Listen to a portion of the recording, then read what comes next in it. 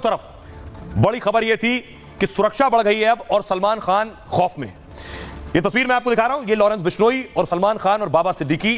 ये माना जा रहा है कि बाबा सिद्दीकी की हत्या इसलिए हुई क्योंकि बाबा सिद्दीकी सलमान खान के करीबी थे।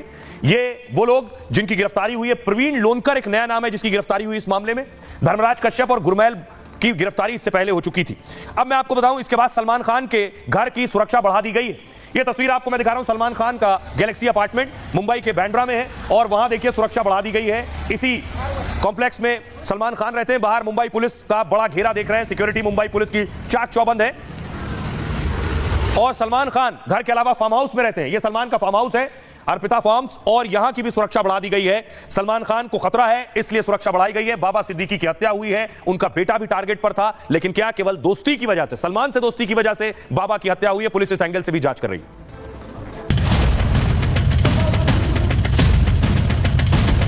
मुंबई में खुलेआम बाबा सिद्दीकी की हत्या से खलबली मच गई है। सलमान खान के घर से लेकर फार्म हाउस तक पुलिस का पहरा बढ़ा दिया गया है। लॉरेंस के गुर्गों की शहर शहर तलाशी ली जा रही है।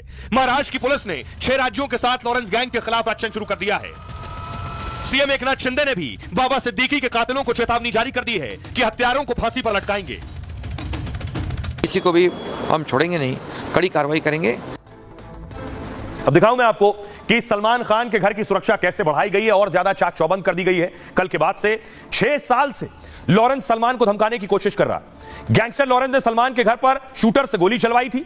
जब सलमान तब भी नहीं डरे, उसके बाद लॉरेंस ने और कई कदम उठाए, लेकिन इसके बाद भी सलमान पर धमकियों का असर नहीं हुआ। इसलिए अब सलमान के करीबियों को निशाना बनाया जा रहा है। सलमान के करीबी बाबा सिद्दीकी की बीच सड़क गोली मारकर हत्या कर दी गई और इस हत्या की जिम्मेदारी खुलेआम सोशल मीडिया पर ले ली गई। हत्या का मकसद सलमान को डर का एहसास दिलाना माना जा रहा है। लॉरेंस बताना चाहता है कि उससे कोई भी बच नहीं सकता है। पुलिस की सुरक्षा और बड़ा रसूख भी लॉरेंस गैंग से नहीं बचा पाएगा। इस हत्या से सलमान के साथ ही दूसरे दौलतमंद भी खौफ में हैं। एक्टर सलमान खान की खुद 2900 करोड़ से ज्यादा की संपत्ति बताई जाती है।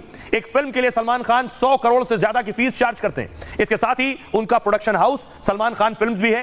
सलमान खान फिल्म के बैनर तले बनी कई बॉलीवुड फिल्में हिट रही हैं। बीइंग ह्यूमन नाम से एक कपड़ों के ब्रांड के मालिक भी हैं। S47 नाम से फिटनेस जिम सेंटर की चेन भी चला रहे हैं। इसके अलावा भी कई कंपनियों में निवेश है जिससे कमाई हो रही है। बाबा सिद्दीकी की हत्या के बाद सलमान के घर की अब सुरक्षा बढ़ा दी गई है। गैलेक्सी अपार्टमेंट के बाद अब फार्म हाउस पर भी सुरक्षाकर्मी बढ़ाए गए हैं। नवी मुंबई में फार्म हाउस के अंदर से बाहर तक पुलिसकर्मी बढ़ा दिए गए हैं। बिना चेकिंग अब किसी भी गाड़ी की फार्म हाउस में एंट्री बंद कर दी गई। सलमान के परिवार ने भी किसी करीबी के घर न आने की अपील की है कि कोई भी करीबी घर ना आए, हालात ऐसे हैं। सुनिए, हमारी सहयोगी प्रगति ग्राउंड पर पहुंची, सलमान खान के घर पहुंची, वहां सुरक्षा कैसी है उनकी रिपोर्ट देखिए।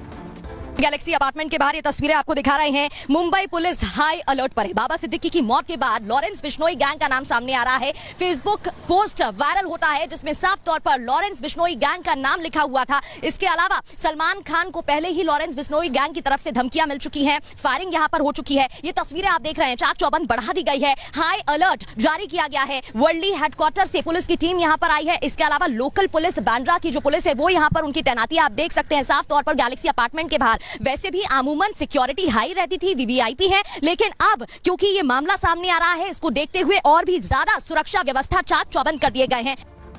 एक और जानकारी जो निकल कर सामने आई है कि बाबा सिद्दीकी की जो हत्या की गई, ये बाबा सिद्दीकी के बेटे जीशान है। बाबा सिद्दीकी की हत्या की गई। बाबा सिद्दीकी के साथ साथ उनके बेटे जीशान भी शूटर्स के टारगेट पर थे। अगर जीशान वहां मौजूद होते तो शूटर्स उनकी भी हत्या कर देते। उन्हें पहले से कहा गया था जो मिले उसे मार दो। अगर दोनों पिता पुत्र साथ मिलते हैं तो उनकी हत्या कर दो, यह भी जानकारी मिली। आइए अब आपको बताऊं कि आखिर जीशान भी टारगेट पर थे। जीशान इस वक्त विधायक है। शूटर जिस वक्त आए उस वक्त अचानक जीशान का फोन आ गया था। बाबा सिद्दीकी के साथ ही टारगेट पर बेटा भी था। पूछताछ में खुलासा हत्या करने वाले शूटर्स ने किया है, यानी जीशान और पिता दोनों को मारने की सुपारी दी गई थी। हालांकि एक फोन कॉल से जीशान सिद्दीकी की जान बच गई। बाबा सिद्दीकी के बेटे जीशान बांद्रा से कांग्रेस के विधायक हैं। एक पुनर्विकास को लेकर उनका जमीन विवाद चल रहा था। उसके अंतर्गत झुग्गियों को तोड़कर पुनर्विकास होना था। इसके विरोध में जीशान सिद्दीकी ने अनशन भी किया था। कुछ दिन पहले जीशान को धमकी भी दी गई थी। दावा यह भी है कि उनके पिता बाबा सिद्दीकी को भी धमकाया गया। जमीन विवाद को भी बाबा की हत्या की एक वजह माना जा रहा है। पिता के साथ जीशान भी घर जाने के लिए ऑफिस से निकले थे, लेकिन तभी जीशान का फोन आया और वो वापस ऑफिस लौट गए। यानी फोन नहीं आता तो बाबा के साथ जीशान की भी हत्या हो जाती। हालांकि लॉरेंस गैंग ने इस हत्या की वजह सलमान से करीबी बताई है। फिलहाल मुंबई पुलिस हत्या के इस मामले की जांच कर रही है। सुनिए जरा क्या कुछ कह रहे हैं मुख्यमंत्री एकनाथ शिंदे। कानून व्यवस्था बिगाड़ने का काम मुंबई में आकर जिन्होंने किया है उनको बिल्कुल बख्शा नहीं जाएगा।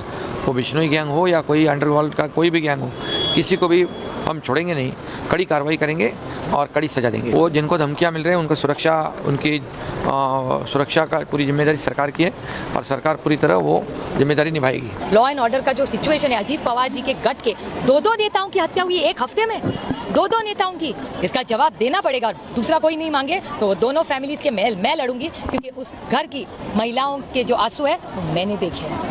क्या दुख से वो दोनों फैमिलीज जा रही है, मैंने खुद देखे। अरे फांसी देंगे लेकिन उनको वापस लाओगे आप? ला पाओगे?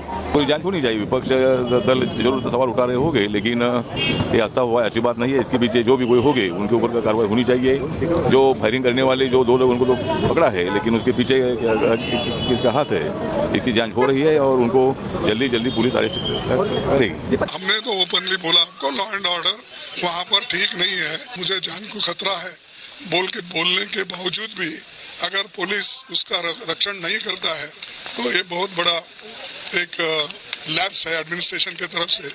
वो ऐसे बम्बई जैसे एरिया में तो हमेशा पुलिस सतर्क रहना चाहिए। राइट।